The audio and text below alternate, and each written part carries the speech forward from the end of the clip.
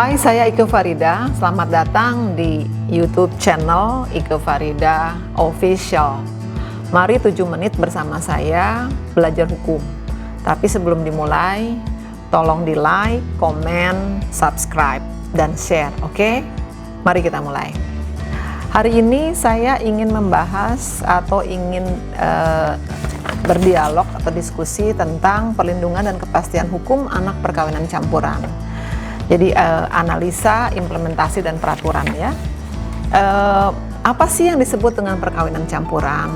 Perkawinan campuran, kalau kita lihat dari definisi dari Undang-Undang Perkawinan di pasal 57, di situ ditulis bahwa perkawinan campuran adalah perkawinan antara dua orang di Indonesia yang tunduk pada hukum yang berbeda, di mana salah satunya itu adalah warga negara Indonesia dan yang lain adalah warga negara asing.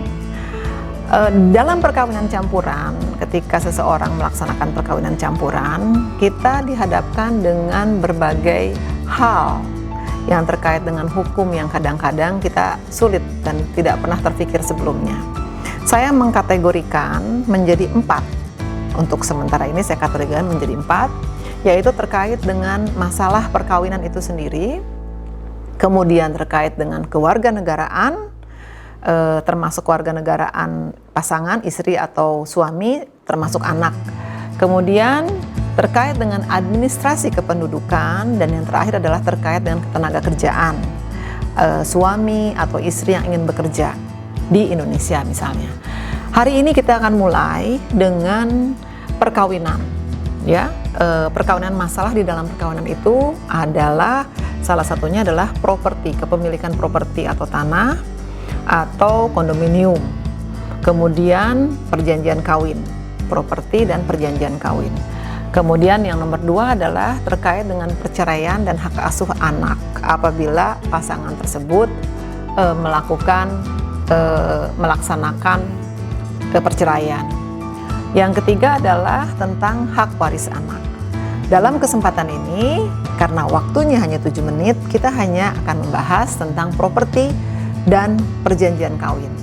Ya, dulu perjanjian kawin itu hanya boleh dibuat apabila pasangan kawin campur itu belum menikah atau pada saat dilangsungkannya perkawinan.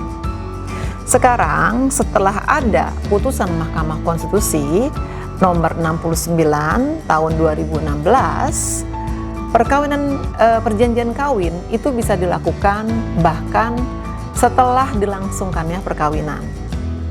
Jadi misalnya seseorang menikah di tahun 2000, terus kemudian sekarang tahun 2020 dia belum buat perjanjian kawin dan dia ingin membeli properti.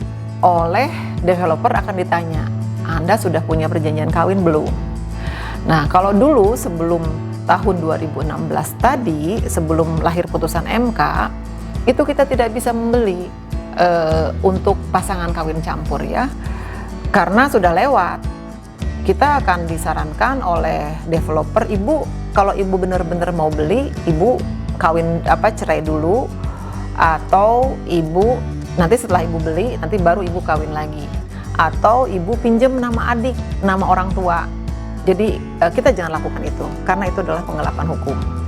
Dan juga sekarang sudah bisa bikin perjanjian kawin.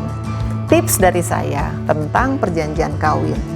Pertama, tulis dan buat daftar.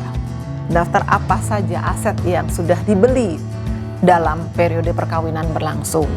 Dari tahun 2020 boleh tidak? Oh boleh. Karena putusan MK bilang itu sejak perkawinan dilangsungkan. Jadi ditulis oleh suami dan oleh istri, ditulis apa saja aset. Setelah ditulis, kemudian konsultasikan ke orang yang paham hukum.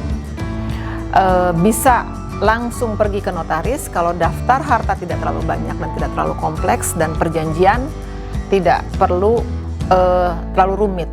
Tapi kalau cukup rumit, sebaiknya konsultasikan ke pengacara, ke konsultan hukum. Setelah itu, biarlah pengacara yang mengatur. Tips yang berikutnya tentang properti, jangan lupa untuk mengecek developer tersebut. Kadang-kadang ada developer yang besar, tapi kadang-kadang mereka tidak melengkapi atau mengenyampingkan hak-hak kita. Nah, tips untuk properti adalah nomor 1, ketika kita sudah melakukan pembayaran sebanyak 20%, kita harus segera minta dibuatkan PPJB. Sebelum dilakukannya AJB atau akte jual beli. Nah, di dalam PPJB, peraturan terbaru mengatakan bahwa kita punya hak untuk minta diperlihatkan sertifikatnya mana. Kemudian di dalam PPJB harus ditulis tanggal AJB, tanggal akte jual beli. Kemudian harus ditulis fasilitasnya apa saja, fasilitas umum apa saja. Kemudian IMB, perizinan harus dilampirkan, harus diberikan ke kita kopinya. Setelah itu semua, sebelum tanda tangan, jangan ibu nanti datang ya, bapak nanti datang ya, ketemu langsung di notaris, jangan. Minta notaris atau PPAT, pejabat PPAT untuk kirimkan dulu lewat email, lalu dicek sama kita.